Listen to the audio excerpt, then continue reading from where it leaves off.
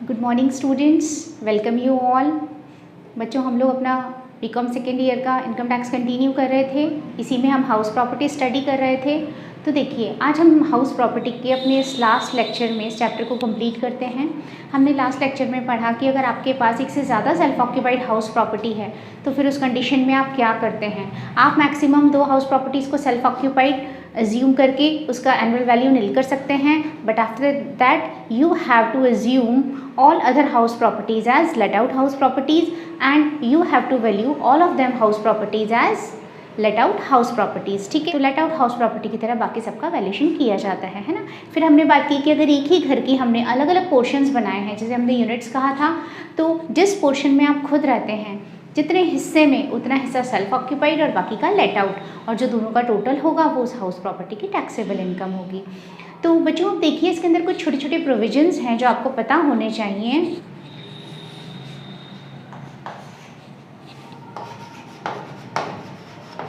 Unrealised rent, यानी कि जिसे हम बोलते हैं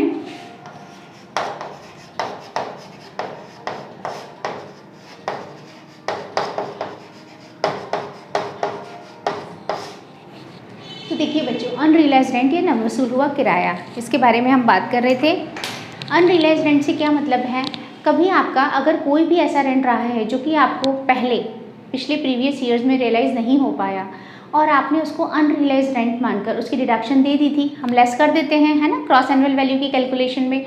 ठीक है, ये तो आपको पता होना चाहिए। अब तो आपने जब इसको वहाँ पर डिडक्शन दे दिया था और अब आपको फ्यूचर में, फ्यूचर से मतलब है मेरा भी जो करंट प्रीवियस ईयर है इसमें, या कभी भी किसी भी ईयर की कोई भी अनरियलाइज्ड रेंट या कोई भी ऐसी अनरियलाइज्ड इनकम है जो आपको अब रिसीव हो जाती है, तो फिर आपको अब उस पर टैक्स देना पड़ेगा, उसे आपके इनकम में इंक्लूड किया जाएगा, उस इनकम पर आपको टैक्स देना होगा, सिर्फ आपको उस पर 30% स्टैंडर्ड डिडक्शन लेस किया जाएगा।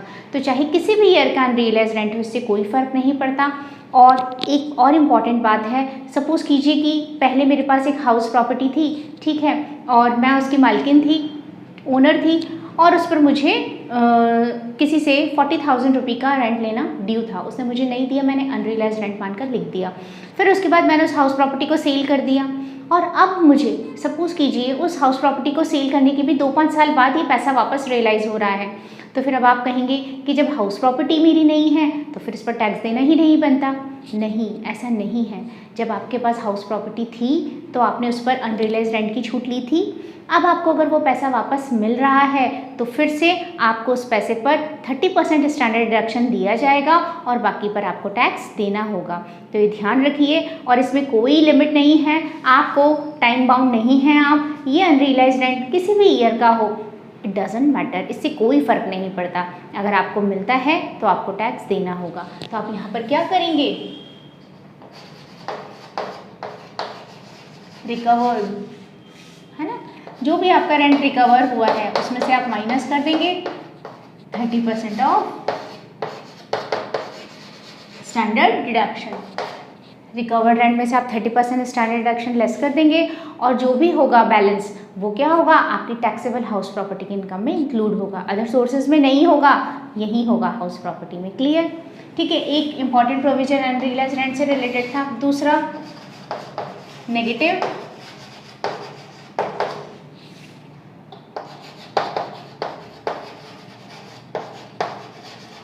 एनुअल वैल्यू, ऋणात्मक वार्षिक मूल्य। देखिए, ऐसी पॉसिबिलिटी है कि मेरा जो ग्रॉस एनुअल वैल्यू आया, ठीक है, उसमें से मैंने म्यूनिसिपल टैक्सेस लेस किए, तो म्यूनिसिपल टैक्सेस लेस करने के बाद हो सकता है कि मेरा एनुअल वैल्यू 0 ना आकर नेगेटिव आ जाए, या पॉजिटिव ना होकर नेगेटिव आ जाए। फिर उस नेगेटिव कंडीशन में अब आप कहेंगे कि भाई उस पर 30% स्टैंडर्ड डिडक्शन दे। नेगेटिव का मतलब हम 0 से कंसिडर करेंगे, क्योंकि हमें एसडी का 30% लेना है, सॉरी एनुअल वैल्यू का 30% लेना है। तो जब एनुअल वैल्यू ही 0 है तो फिर स्टैंडर्ड डिडक्शन भी 0 हो गया। लेकिन इंटरेस्ट ऑन लोन की रिबेट उस कंडीशन में भी दी जाएगी, और आपका जो भी एनुअल वैल्यू है, सपोज़ कीजिए, लेट अस सपोज आपका एनुअल वैल्यू था -20,000, ठीक है, फिर आपका इंटरेस्ट ऑन लोन की डिडक्शन बनती है 30,000, ठीक है। तो अब इस कंडीशन में क्या हो जाएगा, आपकी जो टैक्सेबल इनकम होगी ना फ्रॉम हाउस प्रॉपर्टी वो हो जाएगी -50,000। आप ऐसा नहीं कह सकते कि मेरा एनुअल वैल्यू नेगेटिव है इसलिए मुझे इंटरेस्ट ऑन लोन की रिबेट नहीं मिलेगी, ऐसा नहीं होगा। ठीक है, क्लियर। तो ये 2 प्रोविज़न इम्पॉर्टेंट थे। इसमें एक प्रोविज़न और आता है बच्चों। क्या प्रोविज़न आता है? इसमें हमें अपने रेंट को ग्रॉस करना पड़ता है। एक कंडीशन ऐसी होती है जिसमें अगर आप किसी को भी रेंट की फॉर्म में 2,40,000 रुपये पर एनम से ज़्यादा रेंट पे कर रहे हैं, 2,40,000 रुपये से ज़्यादा का अगर कोई भी किराया आप चुका रहे हैं, किसी को दे रहे हैं, अपने लैंडलॉर्ड को दे रहे हैं, तो फिर उस कंडीशन में क्या होगा, आप उस पर TDS करेंगे। 10% से उस पर TDS होगा। TDS का मतलब होता है टैक्स डिडक्शन एट सोर्स। जहाँ से ये पैसा आ रहा है वहीं पर इसका टैक्स काट लिया जाता है और जो टैक्स काटने वाला पर्सन है वो उस टैक्स को गवर्नमेंट के अकाउंट में डिपॉजिट कर देगा और बाकी का पैसा ही आपको दिया जाएगा। तो दैट इज़ TDS। TDS का मतलब क्या हुआ? Tax deduction at source, TDS।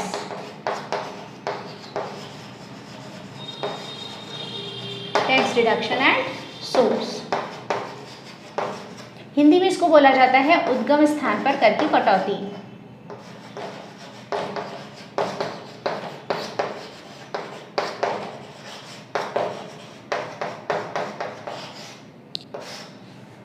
उद्गम स्थान पर कर की कटौती। तो क्या कंडीशन हो गई इसकी? देखिए, इस कंडीशन को हम शॉर्ट में यहाँ पर लिख लेते हैं। ये बच्चों, ग्रॉसिंग अपॉन रेंट रिसीव्ड, प्राप्त किराए को सकल बनाना। तो इसमें क्या कंडीशन है? अगर आप रेंट की फॉर्म में 2,40,000 रुपये पर एनम या उससे ज़्यादा का पेमेंट करते हैं तो ही इस पर TDS होगा। तो फर्स्ट कंडीशन क्या हो गई?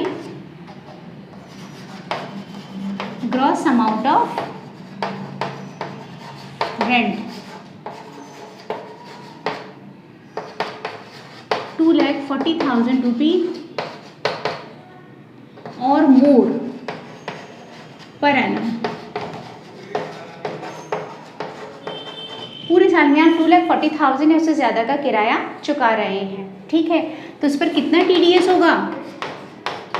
10% TDS बाय टेनेंट। टेनेंट ही लिख दूँ, जो किराया चुकाता है टेनेंट है, किराएदार। तो अगर आप किसी को भी 2,40,000 रुपये से ज़्यादा का किराया चुका रहे हैं तो उस पर 10% TDS tax deduction at source होगा। ठीक है, इसका फॉर्मूला क्या हो जाएगा?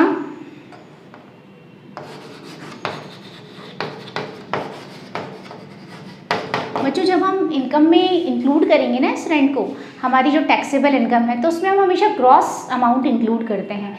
यानी अगर आपने किसी में से टैक्स लेस किया हुआ है, TDS है, तो आप उसे फिर से ऐड कर देते हैं क्योंकि टैक्स की कैलकुलेशन हमेशा लास्ट में की जाती है। ठीक है, तो आपको यहाँ पर क्या करना है? अगर आपको रेंट रिसीव्ड दिया हुआ है और आपको दिख रहा है कि अमाउंट ज़्यादा है, इस पर TDS है, तो आपको उसको ग्रॉसअप करना पड़ेगा। तो उसको ग्रॉसअप करने के लिए आप क्या करेंगे बच्चों? रेंट रिसीव्ड यानी प्राप्त किराया इंटू 100/90। अगर अकाउंट में क्रेडिट हुआ है तो रेंट क्रेडिटेड भी लिख सकते हैं आप इसे, इंटू 100/90, है ना। नीचे 10% कम था, ये 90 के इक्विवेलेंट था, तो 100 के इक्विवेलेंट कितना हो जाएगा? इस तरह से करके आप इसको ग्रॉसअप करेंगे। फिर इसके बारे में कुछ और इम्पॉर्टेंट प्रोविजंस हैं, जैसे कि अगर ये रेंट देने वाली आपको कोई भी कंपनी है या कोई भी पार्टनरशिप फर्म है तो फिर वो कंपलसरीली इस पर TDS करेगी। कंपनी हो या पार्टनरशिप फर्म हो, अगर वो आपको 2,40,000 से ज़्यादा का किराया चुका रही है तो फिर वो आपकी उद्गम स्थान पर कर की कटौती ज़रूर करेगी। वो TDS करके ही आपको पे करेगी क्योंकि वो तो सीधा सीधा टैक्स आगे गवर्नमेंट को पे करेंगी, वो तो फर्म्स हैं, कॉरपोरेट्स हैं। लेकिन अगर आपको ऐसा रेंट देने वाला कोई इंडिविजुअल है या HUF है, कोई व्यष्टि या फिर कोई हिंदू अविभाजित परिवार है, तो फिर ऐसी कंडीशन में क्या होगा? वो TDS तभी करेगा जब वो सेक्शन 44A के तहत ऑडिट के लिए लायबल हो। मतलब सेक्शन 44A के अकॉर्डिंग ऑडिट के लिए लायबल होने का क्या मतलब हुआ यहाँ पर? यानी कि अभी हमारा प्रीवियस ईयर हम 19-20 के लिए स्टडी कर रहे हैं, तो पिछले प्रीवियस ईयर में यानी कि 18-19 में अगर उसका जो एनुअल ग्रॉस टर्नओवर है वो 1 करोड़ रुपए से ज़्यादा हो, या फिर अगर उसके प्रोफेशन से कोई इनकम है तो वो 50 लाख रुपीज़ से ज़्यादा हो, तो फिर उस कंडीशन में उस पर सेक्शन 44A एप्लीकेबल होगी और वो अपने अकाउंट्स की कंपल्सरी ऑडिट के लिए लायबल होगा। ठीक है, अगर इस तरह की कैटेगरी में वो आता है तो फिर वो आपको 10% TDS करके ही अमाउंट पे करेगा। कौन? इंडिविजुअल और HUF। नहीं तो अगर एक मतलब नॉर्मल कंडीशंस में अगर हम देखें, एक सिंपल सा व्यक्ति है या फिर एक परिवार है, तो उसके लिए TDS करने का कोई मतलब ही नहीं है। वो तो खुद एक इंडिविजुअल की तरह अपने इनकम पर टैक्स देता है ना, और उसको इस खर्चे की तो कोई छूट मिलती नहीं है, तो उसके लिए TDS करने का कोई मतलब नहीं रह जाता। तो जो रजिस्टर्ड फॉर्म्स होती हैं या जो रजिस्टर्ड इंडिविजुअल HUF हैं जो इस कैटेगरी में आते हैं वही TDS करेंगे और वहीं आपको ग्रॉस अप करने की ज़रूरत है। ठीक है, अगर आपको कोई भी इंडिविजुअल या HUF 2,40,000 2,40,000 से ज़्यादा का पेमेंट कर रहा है एनुअली रेंट के रूप में, तो फिर उस पर सेक्शन 44A भी एप्लीकेबल होनी चाहिए, यानी कि उसके अकाउंट्स का कंपल्सरीली ऑडिट होना ज़रूरी होगा, तो ही वो आपका TDS करेगा, अदरवाइज नहीं करेगा। कौन C section? Section 44AB। Clear? तो इस तरह से हम इसे ग्रॉस करेंगे। इसमें एक पॉइंट और है बच्चों, अगर कोई भी इंडिविजुअल या HUF है और वो 50,000 रुपये पर मंथ या मंथ के किसी भी पार्ट के लिए 50,000 रुपये पर मंथ का रेंट पे कर रहा है, ठीक है, तो फिर उस कंडीशन में चाहे उस पर सेक्शन 44AB एप्लीकेबल होती हो या नहीं होती हो, वो आपको जो भी रेंट पे कर रहा है उसका 5% TDS करेगा। ठीक है, कितना परसेंट? 5% TDS करेगा। तो वहाँ पर हम क्रॉसअप करने के लिए कितना कर देंगे? जो भी रेंट रिसीव्ड या रिसीवेबल होगा इंटू 100/95 कर देंगे, है ना। 5% TDS है तो 95 के इक्विवेलेंट होगा वो, तो वहाँ उसे 95 कर दिया जाएगा। फिर इसमें एक बात और आपने देखनी है कि अगर सपोज़ कीजिए इस अमाउंट में आपका कोई GST या कोई टैक्सेस इंक्लूड हैं, तो आप उसे हटा देंगे, उसे लेस कर देंगे और फिर जो बैलेंस अमाउंट है कि उस अमाउंट को ही क्रॉस किया जाएगा। ठीक है, तो बच्चों इस पर बेस्ड हम एक प्रॉब्लम लेते हैं। देखिए प्रॉब्लम, देखिए क्वेश्चन हम ले रहे हैं कि मिस्टर मोहन, ठीक है, उन्होंने has let out a house of which the municipal valuation is ₹12 lakhs। इसका म्यूनिसिपल वैल्यूएशन 12 लाख था, इसे इन्होंने क्या किया? लेट आउट किया। He received a rent of ₹10,26,000 on 25 September 2019। उन्होंने कितना रेंट रिसीव किया? 10,26,000 रुपीज़। ठीक है, प्रीवियस ईयर में रिसीव किया, रेंट रिसीव्ड है। और देखिए अगर हम अंदाज़ा लगाएं तो साफ दिख रहा है कि ये 12,40,000 की लिमिट से ऊपर लगभग जा रहा है ना। रेंट रिसीव्ड है तो TDS होगा इसके ऊपर definitely. Find out the annual value of the house for the assessment year 2021 in each of the following situations. If municipal taxes are 10%, rent has been received only for 10 months and outstanding for 2 months। जबकि इसमें आपका rent कितना receive हुआ है? आपको केवल 10 months का receive हुआ है, ठीक है, और 2 months का भी क्या है? आउटस्टैंडिंग है। अब इसमें उसने हमें 3 कंडीशंस दी हैं। If rent is receive from a company, अगर एक कंपनी से आपको रेंट रिसीव हुआ है तो क्या होगा? कंपनी से रेंट रिसीव होने की स्थिति में उस पर TDS डेफिनेटली होगा 10% से, है ना। ये कैसे होगा ये सॉल्व? तो सबसे पहले एक कंडीशन लें कि अगर हमें रेंट किससे रिसीव हुआ है? Rent receive from a company. Company को स्पेसिफाई करने से क्या फ़र्क पड़ा? हमें समझ आ जाना चाहिए कि इस पर 10% TDS हुआ होगा, ठीक है। तो देखिए हमारा म्यूनिसिपल वैल्यूएशन और रेंट रिसीवेबल दोनों में से कौन सा ज़्यादा है? म्यूनिसिपल वैल्यूएशन कितना दिया हुआ है हमें? 12 लाख रुपये। बच्चों लेट आउट हाउस प्रॉपर्टी के वैल्यूएशन का तरीका चेंज नहीं होगा, वो तो वही रहेगा म्यूनिसिपल वैल्यूएशन। और दूसरा हम लेते हैं रेंट रिसीव्ड और रिसीवेबल, है ना। तो देखिए हमें रेंट दिया है उसने 10,26,000 का, और हमें समझ आता है कि इस पर 10% TDS हुआ होगा, ठीक है। तो ये मैंने पहले ग्रॉस किया अमाउंट, फिर उसके बाद मुझे पता है कि अमाउंट कितने मंथ्स का है। ये अमाउंट तो सिर्फ 10 मंथ्स का है। मैं इसको 12 पे कन्वर्ट करूँ, क्योंकि यहाँ तो मुझे रेंट पूरे 12 मंथ्स का लेना है, तो 12 मंथ्स के लिए इंटू 12/10, है ना।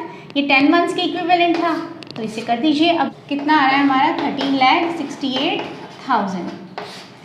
हमारा क्या था? म्यूनिसिपल वैल्यूएशन और रेंट रिसीव्ड रिसीवेबल, दोनों में से जो भी ज़्यादा होता है, ठीक है। तो दोनों में से ज़्यादा कौन सा है? 13,68,000 रुपये।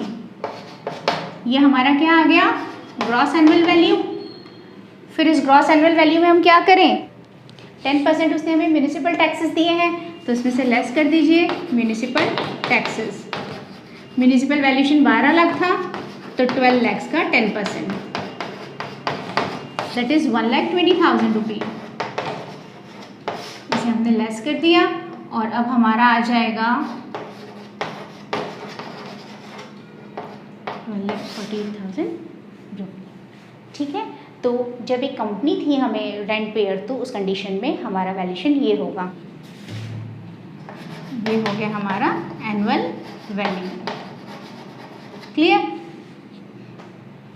ठीक है, हमारा म्यूनिसिपल वैल्यूशन जो भी था, रेंट रिसीव्ड या रिसीवेबल, ये हमें 10 मंथ्स का दिया था, तो पहले तो हमने रिसीव्ड था तो हमने इसको ग्रॉसअप किया, तो ग्रॉसअप करके, क्योंकि ये सिर्फ 10 मंथ्स का है, ध्यान से देखिए, तो 10 मंथ्स का ही अगर ये है तो रिसीव्ड में ही हमारा 1 लाख रुपये से ज़्यादा आ रहा है ज़्यादा। हमने तो 2,40,000 के ऊपर की बात की थी, तो ऑब्वियस सी बात है कि इस पर TDS रहा ही होगा डेफिनेटली, है ना, बहुत ज़्यादा है उससे तो ये अमाउंट। फिर इसको हमने 12 पर कन्वर्ट कर लिया, 10 मंथ्स के लिए इतना था, तो 12 के लिए मल्टीप्लाइड बाय 12 हो गया। दोनों में से जो भी ज़्यादा था हमारा ग्रॉस एनुअल वैल्यू आ गया। फिर इसमें से हमने म्यूनिसिपल टैक्सेस माइनस किए, तो हमारा एनुअल वैल्यू आ गया। ठीक है, ये हमारा कंडीशन कौन सी थी, जब हमें ये रेंट कंपनी से रिसीव हुआ। अब सेकेंड कंडीशन में हमसे क्या कहा जा रहा है, if rent is received from an individual who is liable to get his accounts audited. अगर हमें ये पैसा किसी ऐसे पर्सन से मिल रहा है जिसके लिए कि अपने अकाउंट्स को ऑडिट करवाना कंपलसरी है ना, जिसके लिए बही खातों का अंकेक्षण अनिवार्य है, तो फिर उस कंडीशन में क्या होगा, उस कंडीशन में भी सेम बात है, बी कंडीशन में भी सेम होगा।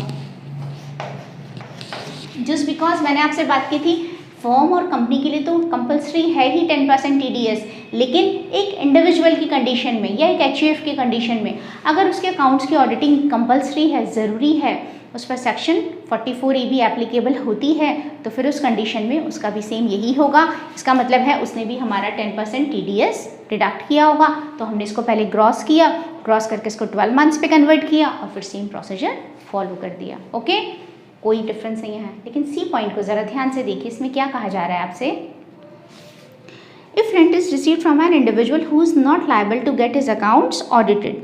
ठीक है, अगर एक किराया ऐसे व्यक्ति से प्राप्त किया जाता है जो अपने बही खातों का अंकेक्षण करवाने के लिए दायी नहीं है, तो फिर क्या फ़र्क पड़ जाएगा, उस कंडीशन में फ़र्क ये पड़ जाएगा बच्चों कि यहाँ पर जो TDS है वो 10% ना होकर 5% हो जाएगा। क्योंकि मैंने अभी आपसे कहा कि अगर कोई भी इंडिविजुअल 50,000 पर मंथ से, है ना, या मंथ के किसी भी पार्ट के लिए रेंट पे करता है, तो फिर इस कंडीशन में 5% TDS होगा। तो 50,000 का मतलब कितना हो गया, अगर आप 12 महीने का 50,000 कैलकुलेट करते हैं तो भी 6 होता है, ये तो 10 मंथ्स का ही है, और फिर अमाउंट कितना है 10,26,000। तो ऑब्वियसली आपको पता लग रहा है कि इसमें भी TDS हुआ है, तो हम क्या करें, इसको अब 100/90 ना करके 100/95 से ग्रॉसअप कर देंगे, है ना। तो देखिए इसमें कितना फ़र्क आएगा, यहाँ पर जो मैंने यहाँ लिखा ना रेंट रिसीव्ड या रिसीवेबल, यहाँ पर फ़र्क आ जाएगा।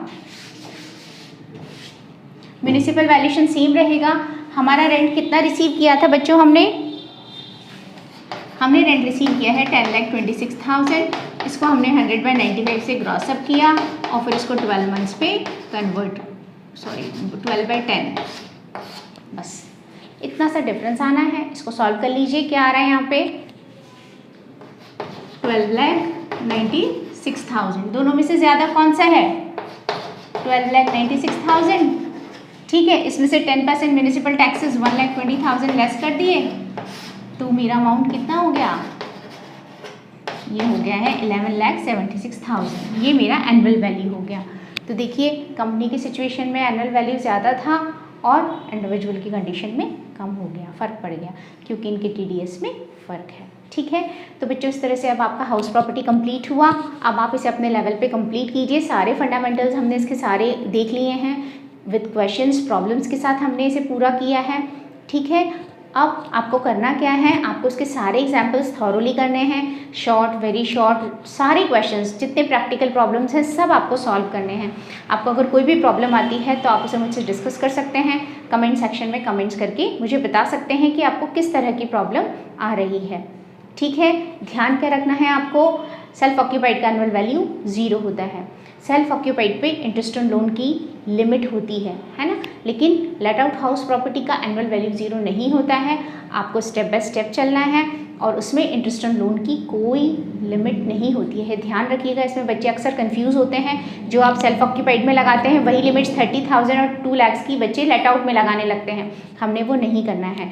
फिर तीसरा, अगर आपने पूरे साल में एक दिन भी अगर आपने उस हाउस को लेट आउट कर दिया, रेंट पे दे दिया, तो फिर उसका valuation let out house property की तरह ही किया जाएगा। अगर आपके कोई रिलेटिव हैं, कोई भी आपके काम करने वाले लोग हैं, बिज़नेस की मैं बात नहीं कर रही हूँ, बिज़नेस एंड प्रोफेशन से अदर कोई भी अगर उस घर में आके रहता है और वैसे फ्री में भी रह रहा है कोई पर्सन, तो भी उसे हम लेट आउट हाउस प्रॉपर्टी ही मानेंगे और उसी तरह से उस पर वैल्यूएशन किया जाएगा। ठीक है, मैक्सिमम 2 सेल्फ ऑक्यूपाइड हाउस जो है जिनकी छूट आपको दी जा सकती है, जिनका एनुअल वैल्यू 0 एज्यूम किया जा सकता है। ये आप पे डिपेंड करता है कि आप किन 2 को सेल्फ ऑक्यूपाइड मानकर वैल्यूएशन करेंगे और बाकी को लेट आउट मानकर करेंगे। और अगर एक ही घर के 2, 3, 4 हिस्से कर दिए जाते हैं, तो जिस हिस्से में आप खुद रहते हैं उस हिस्से को आप सेल्फ ऑक्यूपाइड मानेंगे, बाकी को लेट आउट मानकर उसका वैल्यूएशन करेंगे और लास्ट में उन दोनों का टोटल लगा देंगे, तो आपकी taxable income from house property calculate हो जाएगी। ठीक है बच्चों, आई होप आपको हाउस प्रॉपर्टी समझ आया। और एक चीज़ और इसमें कि आप म्यूनिसिपल टैक्सेस तभी पे करते हैं जब इनका एक्चुअल में पेमेंट हो जाता है, यानी कि इसको आपको पेमेंट के बेसिस पर लेस करना है। मैंने आपसे बात की थी, तो इस तरीके से आप इस चैप्टर को कंप्लीट कीजिए। जो मेन पॉइंट्स थे सब आपको, जितना आप क्वेश्चंस करेंगे उसी से आपको ये पॉइंट्स और ज़्यादा क्लियर होते चले जाएंगे। ठीक है बच्चों, अब हम नेक्स्ट चैप्टर में अपना स्टडी करेंगे business and profession head, taxable income from business and profession. हम देखेंगे कि उसमें किस किस तरह से व्यापार, कौन कौन से व्यापार से होने वाली आय इसमें शामिल की जाती हैं, किस किस तरह से उस पर क्या कुछ एक्सपेंसेस हैं जिन्हें हम अलाउ करते हैं, लेस करते हैं, कौन से एक्सपेंसेस हैं जिनकी छूट हम यहाँ पर नहीं देते, क्योंकि अकाउंटिंग इनकम में और टैक्सेबल इनकम में डिफरेंस होता है। ठीक है, तो उस डिफरेंस को हम इस चैप्टर में स्टडी कर पाएंगे। तो आप इस चैप्टर को कंप्लीट कर लीजिए बच्चों, देन फर्दर हम आगे कंटिन्यू करेंगे। Thank you.